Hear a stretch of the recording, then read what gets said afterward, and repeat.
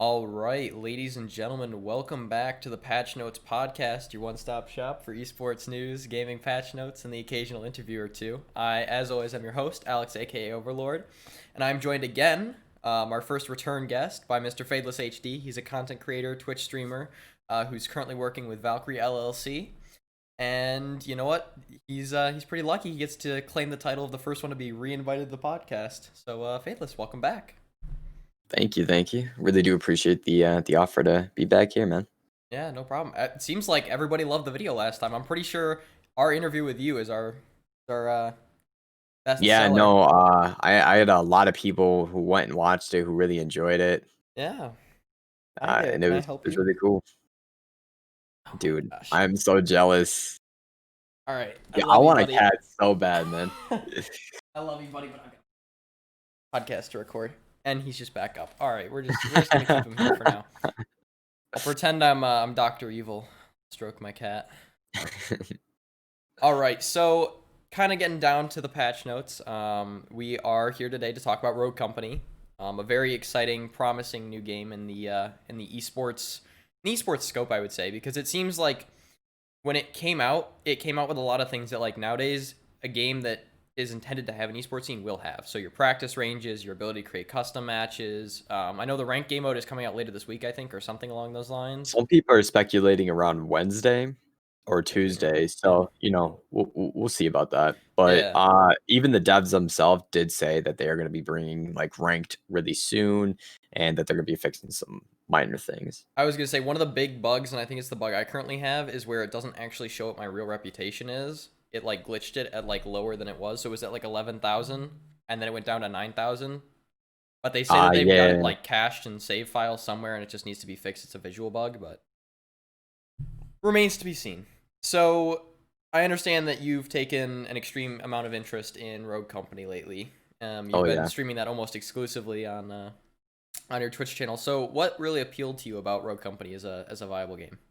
Well, to me, it's just like the moment I started playing it, I just like something about it just connected with me, and I just like liked it and really, really wanted to get better and better. So like I started watching a ton of videos and stuff. Creeps. He's like this with Spellbreak. Like you see how passionate he is, Oh yeah. and that's me with like Rogue Company. Like I can take this game and I want to go far with it. Like I want to do as much as I can and to even support the game, which I ended up buying like a founders pack. But I don't know, like I found out like I'm actually decent at the game. Like Oh, you're more than decent. You are more than decent. we went against a rogue partner yesterday, and I came in first place almost every single time, and he had like 200 viewers, 300 viewers, and he was even saying like I was doing really, really well, and like I was obviously one of the best. Same with Miles, who's another person on my rank squad, and to me like that was just really, really cool, just Yeah. to get that recognition and everything in a scrim. I don't know. And if Twitch streaming doesn't work out, you've always got a professional career in Rogue Company then, I suppose. That's true, bro. For those of you who don't know, Creeps is a mutual friend of ours who actually met through the podcast episode we did with you. And he is really into Spellbreak, which in my opinion is an underrated game. That I Oh think is yeah. gonna blow up pretty soon. I think it might be kind of in the same vein as League of Legends. Not, I understand it's not exactly the same game, obviously, but it might be popular amongst the same community. Opinion. Well, it was really fun. I enjoyed it.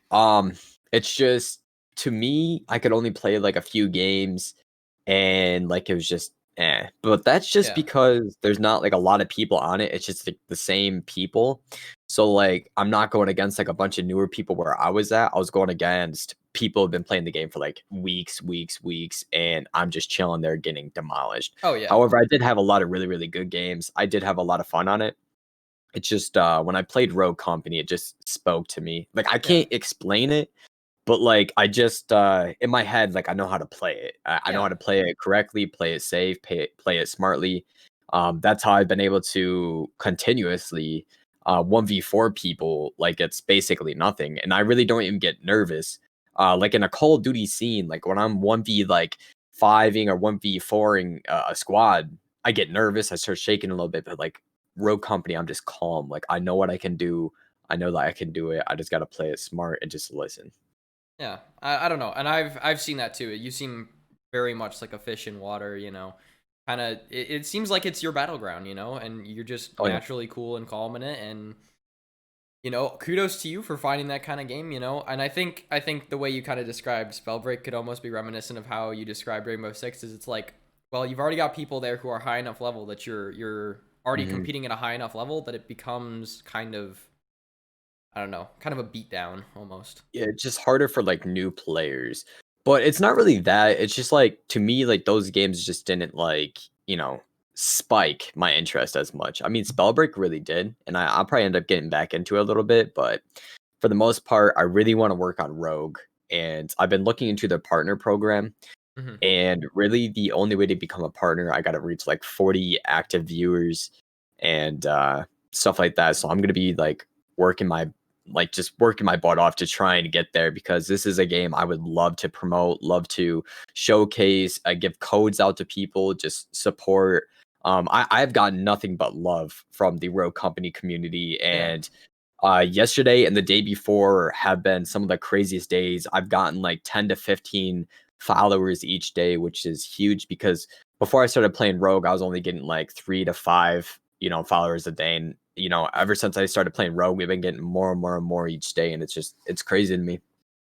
Yeah, I don't know. I think that you've probably seen your largest amount of growth since you started playing Rogue Company, or at least that's what I've kind of noticed as I've been popping Oh, into your yeah. stream. Is you've definitely you've hit that point where at this point it's just exponential growth from here. So Oh, I yeah. think I think you're I think you're looking mighty good. Maybe by the end of maybe by the I don't know about the end of the year, but maybe halfway through 2021 we start seeing Twitch partner. Listen, a lot of Something people in have the been saying works. that. I'm not sure. Everybody looks at me and they think like I have the potential to be like a partner and I just don't see it. I just do my thing. I have a good time and um that's about that. But like people have like a lot of faith in me, which is crazy. But another thing that was really, really cool was when I was playing with the rogue partner yesterday. One of the people in there was like talking to me who was like with him playing with him. He was like, dude, I've actually been to your stream before. Like, I know who you are. Um, I just like stayed in your stream. I didn't say anything, but you're a really good streamer and you're a really good guy and everything. And I was like, damn, dude, like just to hear like other people who have come into my stream that I never even knew about, and they're just saying like, you do good. And I think that highlights another kind of importance of things that people don't really realize about the esports industry is it is all about connections, right? It's Mhm. about who you queue up in games with, it's about who you meet through mutual friends. Like, I'm going to be honest, I think, I wouldn't even have this podcast. I wouldn't be where I am right now without the connections that I've made and without the people that you talk to. Cuz, for everybody who's like, "Oh, gaming's only for antisocial nerds who just sit in their basements." It's not simply not true. I mean, the amount of social interaction that you have to go through and the amount of Oh, connections you have to 100%. make and friends you have to meet, like it's crazy. I mean, if you look at the stats from the start of the pandemic, thousands and thousands of people ended up getting into gaming or back Oh into yeah. gaming. Fun fact, So we've seen a huge spike in that. the article behind me that's sitting on the floor there is actually literally called A Golden Age of Gaming, and it's talking about the increase in people who have started playing video games over the pandemic and how it's I, kind of shifted the way we consume entertainment. yeah, it's not even that. I feel like it's also like helped a lot of people with like their depression, with like a lot of other things because not only are you just playing games, like that's getting your mind off of everything. You're just playing, you're having a good time. And that's something I try to bring to my streams all the time is like when people come in, like I want to be able to get their minds off of everything. Even if it's for like 2 seconds or something, I want to get their mind off of something. So they're not thinking about anything for that second, just seeing me doing something stupid and laughing. Just just to help out in any way I can. Yeah, and I'll be honest, I've come to your stream, when I'm feeling down, and usually there is something particularly funny going on, so I always manage to get a good laugh out of it every now and again. But I think one of the biggest risks to Twitch right now as a platform, and kind of what's threatening to destroy all that we've created, is DMCA, and I think that that's Yeah. something that it's been inevitably on the horizon forever, and I think that the quarantine, the pandemic, has only exemplified the issue of streamers are using copyrighted music. And it's not even that, it's the fact that Twitch's systems can't detect 9 out of 10 times if there's copyrighted stuff being played.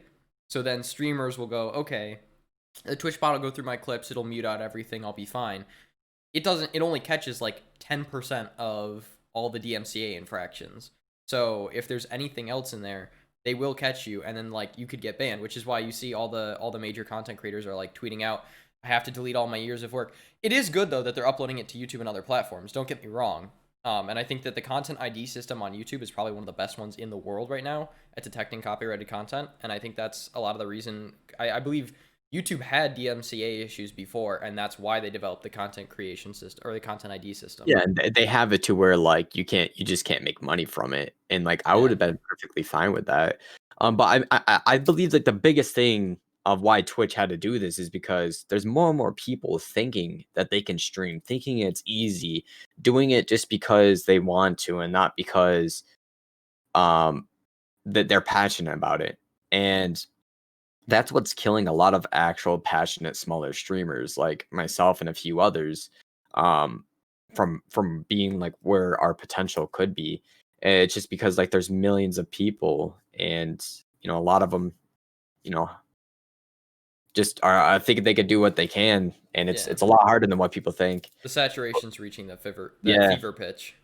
and since the DMCA thing was like so bad, I honestly just stopped playing music altogether. You just never know like what you can play and what you can't play anymore. So Yeah. I was just like, I'm just not gonna do it. And there's probably something I'll link in the description. Devin Nash put together a fantastic Google Sheets on like everything that you can and can't, and he's compiling a resource list for where you can find free copyright free music and royalty free music that like you can use on streams. And it never hurts. Let you down now, bud. It never hurts to kind of check with the artist itself. So if you can send an email directly to that artist and ask, hey, is it okay if I use your music on my stream? Mhm. If you have written permission from the artist, then usually we'll add a little bit of credibility to your case. But I don't know, what makes it even worse for me is seeing conversations that are going on between like Nick Merckx and Tim the Tatman, where Nick Merckx is like, oh yeah, I'm not going to delete anything, and then Tim the Tatman's like, dude, they will sue you. Like they will not like hesitate to come after you with just about Yeah, no, I everything they saw that, have. dude. Nick just doesn't care. He's like, I don't care. And like I like that about Nick, but like also I don't want to see him just get like totally demolished by like Twitch, like DMCAing him and banning him, and then him going to like court over this. Like I don't know. It's just like everybody else had to do it, and I'm sure Nick will end up doing it. He's just, that's just how he usually is. Kind of that stubborn anchor Yeah. personality. Yeah. I don't know. Yeah, I'm hoping that this all gets resolved and that streamers find a way to work around this. Because the reality is if we don't, Twitch gets shut down as a platform because they can't operate under safe harbor. Um, Yeah. and without getting too much into the businessy law side aspect of that, yeah. So basically, Twitch as a platform has to maintain that they are trying their best to help contain copyrighted music on their platform, which was like, so in order to operate in safe harbor, they have to basically say to the federal government, yeah, we're trying our best right now. And the reality is they're not trying their best, and a lot of Twitch streamers are probably going to be hurting because of it. Yeah. I just don't want to see like what happened, even though it's not in the same concept, but what happened with Mixer to Twitch. I really don't think that's going to happen. Twitch has been here a long time, and I feel like they could, figure something out. But I just really would not like to see that happen. A lot of Mixer people ended up just getting demolished by this. This ruined their livelihood and something they loved. And I just can't imagine if something like that just randomly happened to me, and where I just had to start back over, and it'd just be crazy. Yeah, I don't know. I can't imagine it either. And honestly, I think most of my VODs should be deleted. I can remember one specific stream where I played like some copyrighted music, and now I'm like trying to make sure that I have it deleted and then I have it, completely gone. Have you taken any measures to Yeah, the first time the DMCA strike went through, like this was a while ago, I deleted everything, my years of work, and just got rid of it all. Yeah. That's a shame. Like Yeah, it's no, years of it sucks, progress. bro. Cause like I got to see like where I was years ago, like how different I've changed, and how much better I've gotten with just like public speaking in general, and just how I can keep conversations going, how well I've trained my personality for when I'm streaming. Cause like my personality when I'm streaming is completely different than how I am during the day. Like during the day, I'm usually like chill. Like I'm still like a funny guy and everything, but I'm a lot more like laid back and Yeah. So, kind of on the subject of Twitch and its many calculations or miscalculations, Doctor Disrespect. All So, right. and we're kind of shifting back to Rogue Company as well. So recently on Rogue Company, they came out with a Doctor Disrespect skin for the player and a Doctor Disrespect map. That's the Champions Club, I believe, is what it is. Yes. And the basically big story there is that Doctor Disrespect was banned from Twitch, for a reason that it's every so often I see some sort of tabloidy news article where like Doctor Disrespect reveals more behind why he got banned. But the reality is Doctor Disrespect also doesn't know why he got banned. Yeah. So essentially, Doctor Disrespect got banned from the platform. He can't stream with other creators, and the questions are starting to be raised of could using the Doctor Disrespect skin in Rogue Company, not necessarily the map. The map is okay, but could using the Doctor Disrespect skin in Rogue Company streaming on Twitch be considered using his likeness, which would therefore be in violation of Twitch's terms of service, I believe. I honestly don't think it would, just because it's not like you're just like it's not like you're just watching his stream on Twitch, like pulling it up. This is something that's in game. You can't really like choose to change it. Like you're automatically gonna see his logo in the back anyway. And you're always gonna have supporters of his who are on Twitch. Like I'm even a supporter of him, and Twitch is fine with that. Like they're not gonna be able to do anything really about that. But I have like a cool story behind this too with the skin in the bundle for Dr. Disrespect. So when the limited time mode came out for his new map, which I think the map's phenomenal. He did an Oh yeah, the amazing map the job. map is amazing. I love Yeah, that map. he's even made maps for like Call of Duty in the past as well, which really good kudos to him. But I ended up uploading my clip to Rogue Company because they were having this event to see like who hit like the best clip on that map. And I was doing a 1v4 and one guy ended up getting revived, so it was a 1v5 situation to where I also had to disarm the bomb and I was able to get it. Rogue Company commented on my thing and said, "Well done, Dima. We will be in contact with you. Like you won and stuff. Like that was crazy." And then when they DM'd me during one of my streams, and dude, I flipped the fuck out. I like threw my chair back. I was like, "Oh my god, guys, no fucking shot, no shot." I remember it, dude. I was playing Warframe. We were doing like this Halloween event, and when I found out I won that, that's just what gave me so much more love towards the game as well. Because it's just like that's never happened to me before. Like that showed me like I'm decent because they only chose like so many people and I was one of them, and it just made me want to work harder and harder towards the game. And um, ever since then, I've been like a huge supporter of their stuff, been like retweeting stuff out, uploading a lot of clips each day about like what I've been able to do and other crazy stuff. Yeah, and I think that is a at least from the business side of things, I think that that's a pretty genius marketing move, right? Oh, 100%. Is if you incentivize people to create and share their clips, you're creating and sharing the game, you're sharing how it works, you're sharing what the potential is, right? So if somebody sees a cool clip and they're like, "Oh my gosh, I could do that," whether or not you actually could is a Yeah, matter of yeah. debate, um but yeah, it's a really smart marketing move, and I think to kind of do it with the Doctor Disrespect map and mode.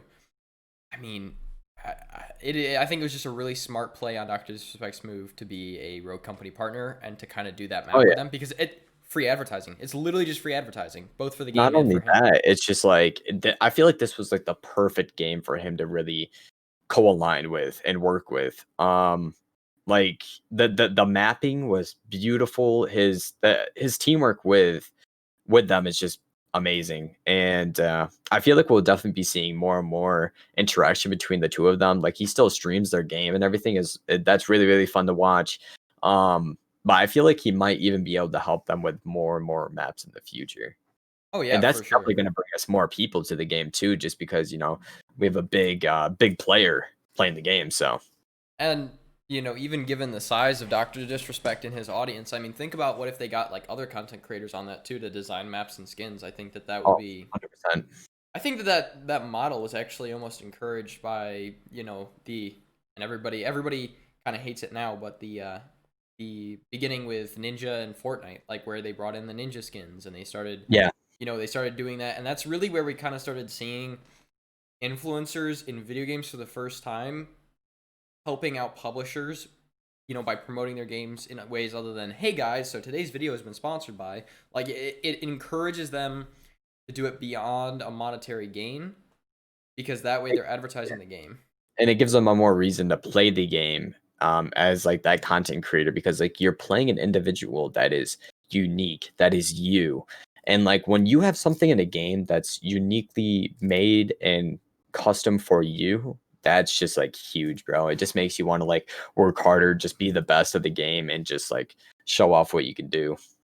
Like Yeah. when rank comes out, which should be next week, I'm putting in a lot of time. I'm putting in a lot of effort, and I'm going to try to get to the max rank, which is 30, which is going to be super hard, but I think my squad and I can do it. You know what? Well, I certainly wish you guys the best of luck. I'll probably be hopping in some rank too, so hoping we don't come up against you guys and get totally destroyed. But no, so I think that I was playing some Rogue Company obviously the other day. Oh, Mhm. side note, Scorch is completely broken.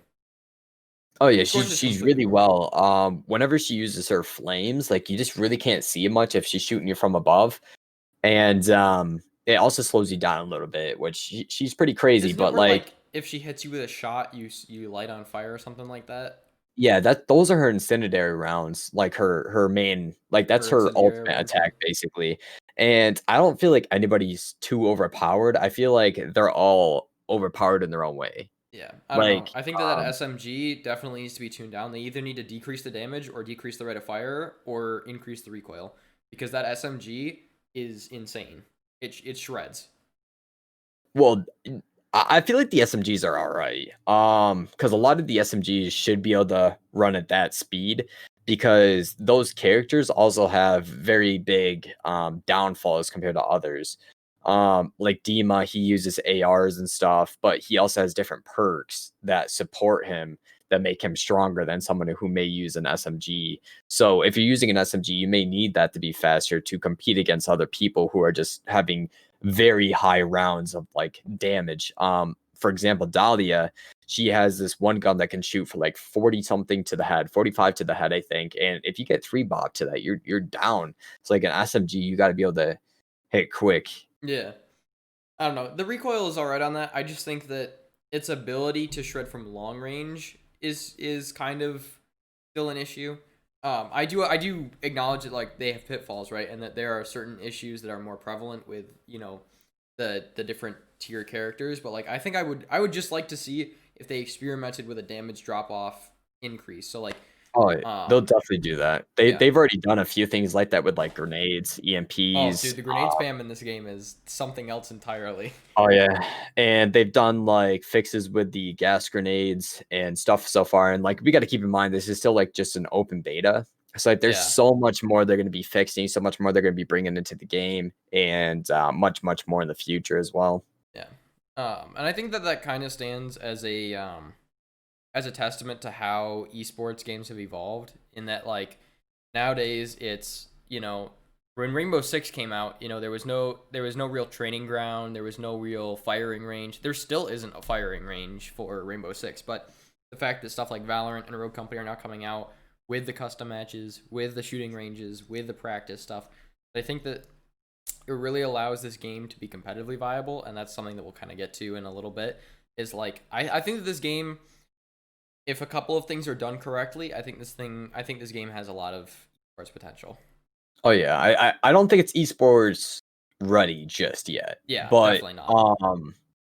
after ranked and a little while after that, I think that's when we'll start seeing more and more competitive players really come into the game. But what my mindset is, if I play right now and I keep doing what I'm doing and keep getting better and better and better and playing with my squad, and we get better and better as a team, this could really benefit all of us and we can get pretty big on the game. Oh yeah, 100%. I totally agree with you there. The only concern I have currently with like the mechanics is just the third person, because I know that a lot of esports games are specifically first person, and I just don't know how well it'll translate into a third person esport, because I I know like the third person. I do I know too. a few other people who really don't like it, who Yeah, think that it should never be in an esports section, but I think that gives it more of a reason to be in an esports section because it's just different. because you gotta play it different. Yes, it's not first person and that may be different, but like third person, you got to play things a lot differently. You can look behind walls, you can do other stuff. That's strategic. That's not just because like, oh, it's third person, whoop de doo. You got to play it. It's just different. It gives you a different gameplay than what it would if it It was hits first different. person. Yeah, and it just switches up your game plan of like what you should really do and your play style of the game. So Yeah. I really do think that we're gonna see some great things out of Rogue Company as far as mhm. esports goes. Yep, Um, I don't remember the name of the company that produced Rogue Company. high Um, res. I think it was High Res, yeah. So I'm gonna be really interested to see what they do, because they did. I'm trying to remember what games they did, but they don't have much experience in the esports scene. So I'm really curious to see whether or not it's gonna be more of a um, people outside of the company will start like esports leagues, or whether or not they're gonna do some sort of professional franchise league. I hope for everybody's sake that they don't go with franchise, because franchise would essentially lock people out. Because the way Rainbow Six does it is, it's just if you win the CL quals and you win CL, you get a spot to qualify for Pro League. Then if you qualify for Pro League, you're in Pro League. Whereas Call of Duty League was like, hey, you pay $50 million and then you're in for like a couple seasons, and it was splitting like franchise deals. But the reality is it's a lot better for startup teams to go into non-franchise leagues, because then, anybody can make it. Whereas Call of Duty League, there's like, oh yeah, it's a $50 million buy-in, so already you have to come up with that money, and then on top of that, there's not like a ladder to climb, if that makes sense. You just automatically get in instead of just like working Working your way for it, yeah. And that's the beauty, I think, is like when it comes to my team, right? Like we were a T4 organization. Now that we're in a league, we're T3. And if we kept grinding at that T3 level and then sign up for CL quals and qualify for CL, then we're T2. And up. like you can keep that grind. Yeah, I believe the only way to get to T2 is you gotta make sure your squad is all over 18, for that Yeah. game. Yeah, for CL, That'll yes. definitely get you T2. Yep. But if I was you, stay in T3, see how well you guys do. If Oh you guys yeah. end up winning it, definitely go to Tier 2, Yeah. and, then just get to keep working your way up, but your team sounds like they're pretty goated right now, to be honest. Yeah, and I think that another advantage of staying in the T3 scene for a while is definitely building an audience. Yeah, Because at the yeah. end of the day, you can win as many tournaments as you want, but there's no audience to that, so brands aren't going to reach out to you. There's no monetary incentive, right? Mhm. Because at the end of the day, esports is a pretty bad investment from a business standpoint. So it's all about how can you balance, the esports part of it with the content creation. And that's why I'm kind of looking, what I would ideally like to do is I'd like to find a content creator to bring on as a business partner and just kind of co-lead with me. I don't know about co-lead, but like they would manage the content creation aspect of it. I would manage the business end and then kind of run it from there, because the reality is, again, you could win as many leagues as you want, but at the end of the day, you still got to make money. Yeah, and the biggest thing for in a new organization or any organization at all is you got to be able to distinguish yourself from everybody else. You got to make yourself look super unique. You can't look like the other organizations. No one's going to look at you. Yeah. Um, However, what a lot of people do look at is numbers. If you Yeah. have like 5,000, 10,000 followers on Twitter, that's huge. So if you could somehow get there, that'll make your team just automatically look better, even if they're not good. Oh yeah. And same thing with like Twitch. Make sure your main thing has like a Twitch. Make sure all this other stuff is going on. There's a lot to put in it, but if you put the money into it and somehow you win that 1% chance of like making it as an organization, you, you're huge, bro. And like after that, like you could do anything and just make money. Yeah, I don't know. I think that like I was saying, staying in the T3 leagues and finding something to set yourself apart in the T3 leagues is definitely the way to go. And for my org, what I've kind of tried to model it after, right, is at the end of the day, we're gonna be sportsmanlike, we're gonna be professional, and we're gonna be respectful, right? Like those are our three Mhm. core tenets. Because the reality is there are a lot of T3 teams who do not do that. They're pretty toxic. They're bad sports about it. And at the end of the day, they're not respectful, right? So what looks better to a brand? A team that's like typing GG easy after every game or being toxic in the chat, or a team that's professional, polite in every engagement, and it leaves a marked impression, right? Because you're more likely to like somebody if they're respectful and polite to you than if they're just like, oh yeah, toxic flaming. So I think that if you Yeah. can kind of create that mark on your brand as trustworthy and polite, if you can build that audience, brands will flock. I think another good thing would be like if you're trying to grow, definitely after your match, just like at them on Twitter, like on your Oh guys' yeah, main Twitter, and just be like, "Yo, good game." Like even if you lose, great game. You guys did phenomenal. Even say like, "Yo, great play during this" or something. That'll definitely help with like meeting new people. You can even like have scrims against them or something, or even if they beat you by like 12-0 or some shit. I don't know how yeah, it works, but like yeah, let's say they beat you like crazy. You could just be like, yo, can you guys teach us how you did this or that? And I'm sure they'd be completely okay yeah. with that. I love how this is morphed from Rogue Company to just kind of talking about the Yeah, yeah. esports industry and kind of business and all that. But you know what? That's perfectly fine. Oh, you're coming back. All right. Visit number 2 from the cat. But yeah, so I think that building an audience is a huge part of an esports organization, and it's arguably the most crucial part.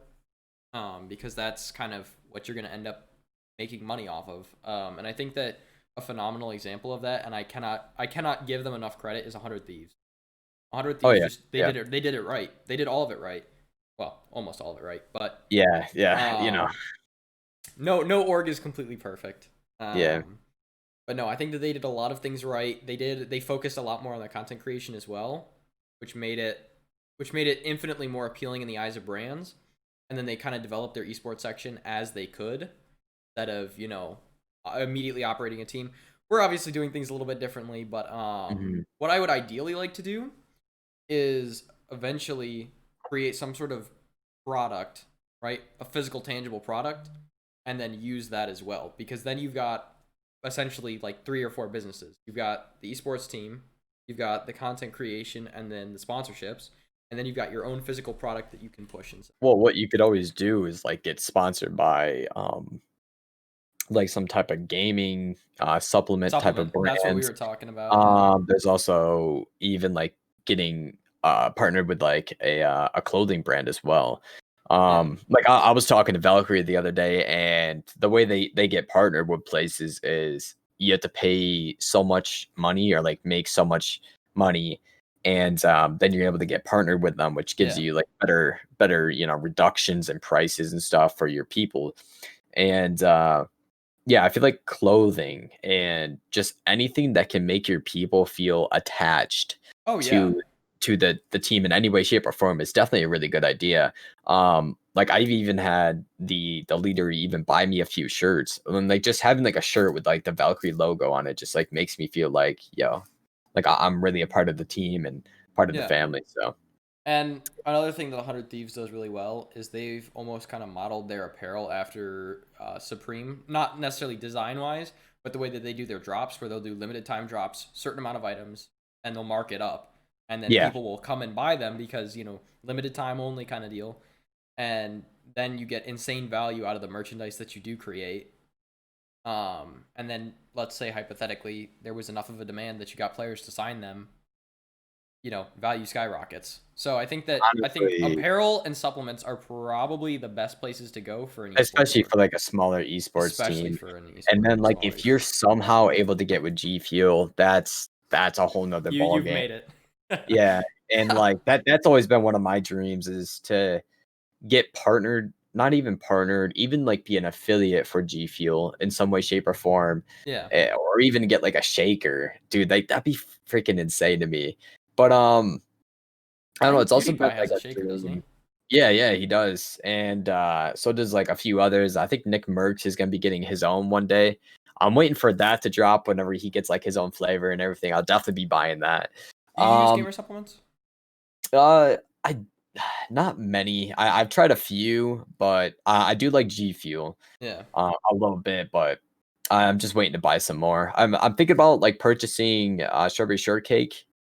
I've heard it's really good. Nick Merckx has had it, and I can't find any packets because they're always sold out. So I might have to buy a whole tub, which is like $35. Oh But boy.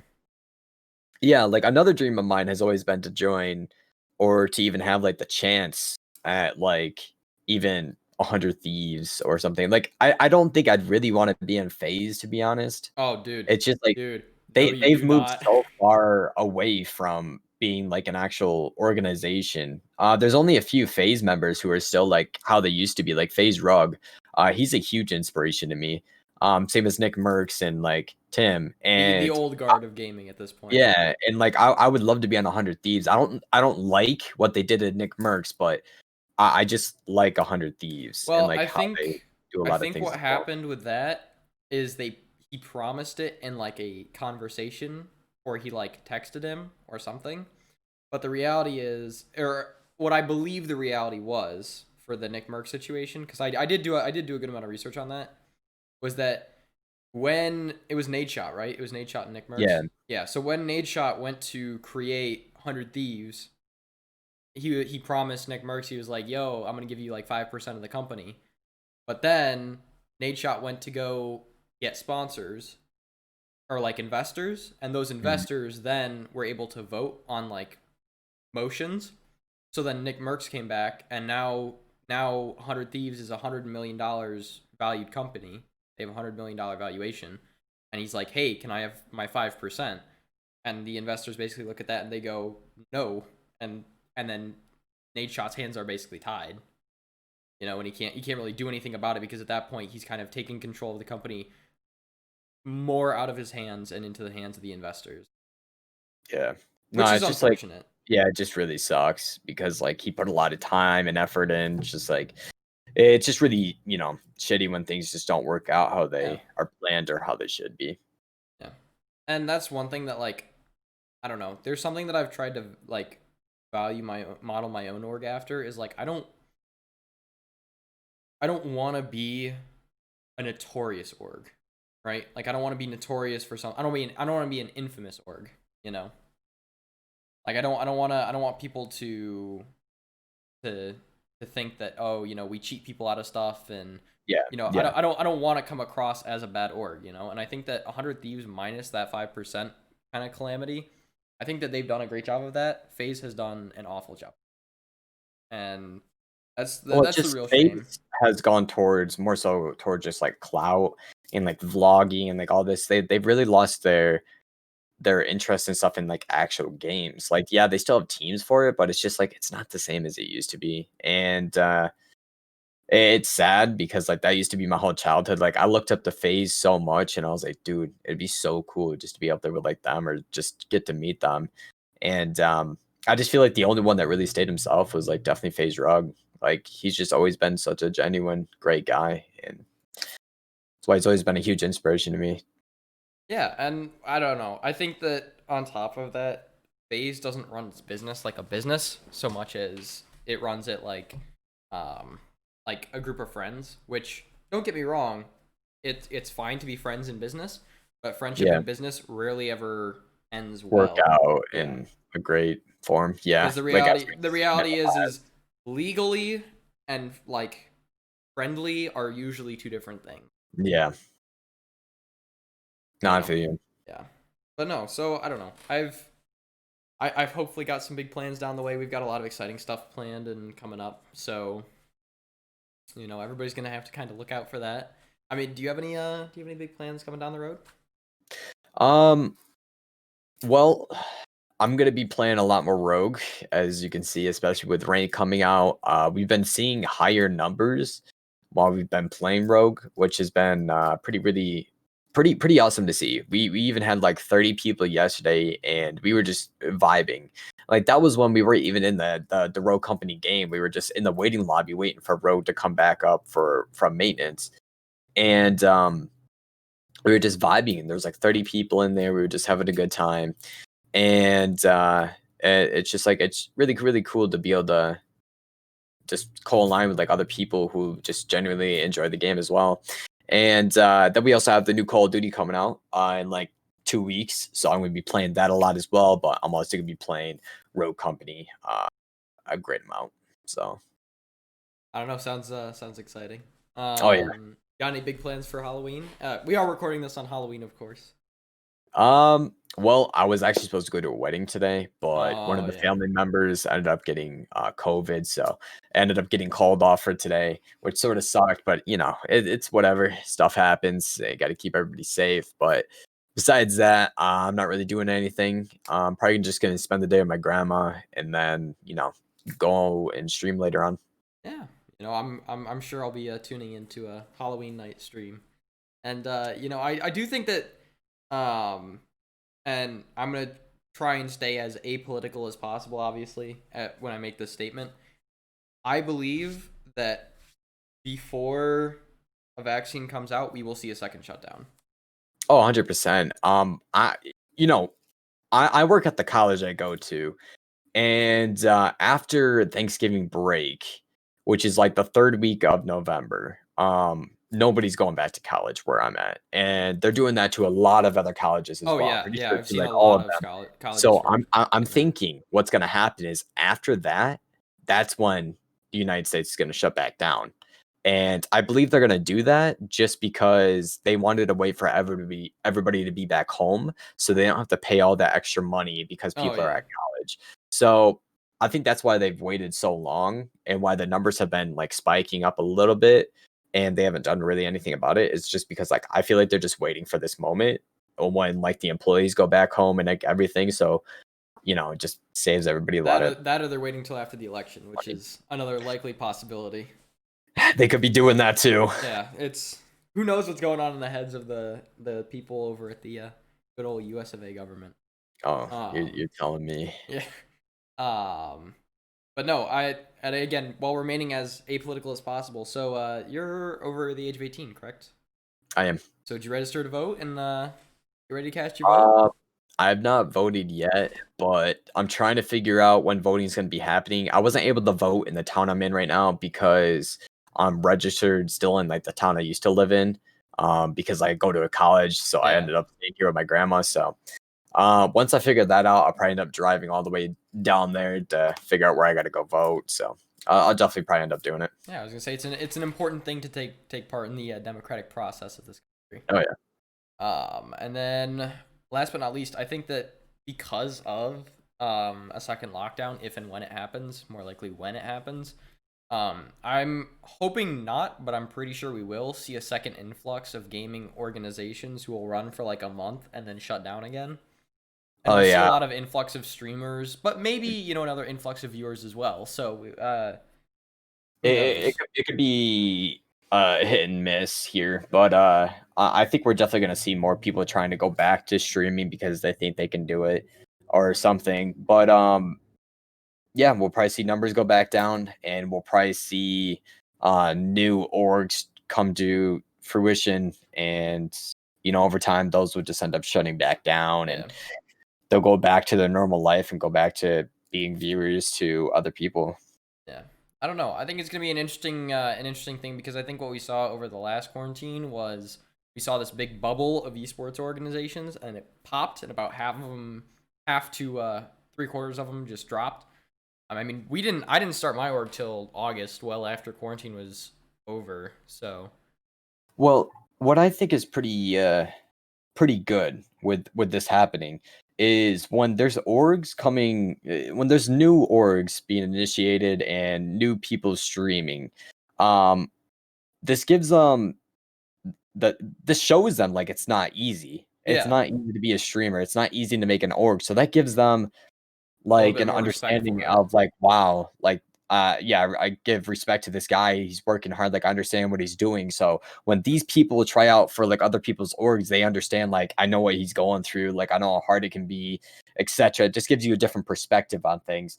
Um, I mean, a lot of people I've been talking to, I tend to get like, 15 to 20 viewers, and which I'm very lucky to be able to be where I'm at. And I've been a streamer for 3 years. The first 2 years, I only had roughly around 2 to 3 viewers, and I had to work my way up. Oh yeah. And a lot of the people now, I get so mad and think it's stupid that they only have like 1 or 3 viewers. Like, dude, be happy with what you have. You got to work towards it. You're not just gonna get big out of nowhere.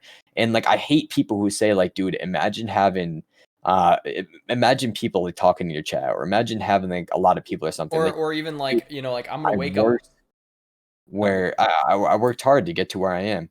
And I've even had like a few people who are new at streaming, and I've helped so many people get like 5 to 9 people in their stream, and they still like aren't happy. It's like, dude, you just started streaming like 2 weeks ago or 2 days ago, and you have this many people. Bro, this is more people than what I had in 2 years combined. oh yeah. Yeah, And and like, then there they just aren't passionate about it. yeah. And no, and then there are the people who are like, "Oh yeah, I'm going to wake up tomorrow and be the next ninja." Or I'm going to wake up tomorrow and I'm going to be the next, nade shot, right? It's like, do you really think that they built their entire streaming career overnight? Ninja was streaming for years and Yeah. years before he made it popular. Yep. No, It's just exactly. it's crazy that, like, I don't know. And I feel like it's the same thing that a majority of the non-gamer population, the belief that they hold is like, oh, anybody can become famous overnight by playing video games now. It's like, it's No. not. You don't see all the work that goes into it. I've put in countless hours in streaming. I stream every single day I have my same times. And honestly, I've had to give up a lot of like family stuff to just keep doing my streams, being and doing what I've been doing. And what a lot of people don't understand is like, you got to do that. If you're really trying to make it somewhere within streaming, you got to give up some time so Mm-hmm. that you can make it if you want to. If you're a streamer and you don't do that, there's no point in being a streamer. Like, you gotta be able to give up some of these things. Like, that's the only way to make it as It's a the streamer opportunity cost. is by streaming, having a good calendar of, like, when you're gonna be streaming so everybody knows, like, a schedule, and, also just, like, giving up some time to, like, other things. You can't just stream whenever you want to. You gotta stream consecutively and just let people know, like, this is when you're going to be live. This is what's going on. But Oh in yeah. my opinion, I think you should definitely stream every day. It's gonna do nothing but build you up, and definitely just keep a catalog of like how good you've been doing each day or how bad. That's what I do. I have a whole like list of analytics on my board over there that like has like all my numbers of each day, and it just makes me want to work harder than the day before to see like how well I can do. Yeah, and as I've said, I think I said this on the first episode. I was like, it's such a very noble goal that you've been trying to do, and the amount of hard work you've been putting in is frankly amazing. And I think that you are somebody that I think most of the community should be listening to and learning from when it comes to content creation and what it actually means to be a content creator. But with that, I think we're gonna call it here. We're gonna wrap it up. So, ladies and gentlemen, this has been the Patch Notes podcast, brought to you by NT Esports. I was your host, Alex, aka Overlord. I was joined today by our first ever return guest, Mr. FadelessHD. You can find him on twitch.tv/FadelessHD. And that'll be it. Next week, I think we have some exciting new ideas for the podcast coming up. So make sure to stay tuned for that.